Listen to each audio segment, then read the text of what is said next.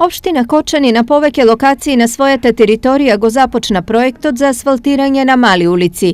Праксата на секаде да се асфалтираат само големите улици овде е надмината, па овој пат општината преку овој проект е зафатена на асфалтирање на традиционалните македонски сокачиња, во кој живее поголемиот дел од населението. Помал проект, меѓутоа многу интересен за нашите сограѓани. Тоа е асфалтирање на мали улици, мали сокачиња до 100 метри. После асфалтирањето во Тракање и во Прибачево, продолжуваме денеска и во Долни Подлог. Ваквиот зафат не е само свртување на вниманието од големите улици кон сокаците, туку и реална потреба на жителите на општината. Овие луѓе кои што со години наназад, со децени наназад газеле калта.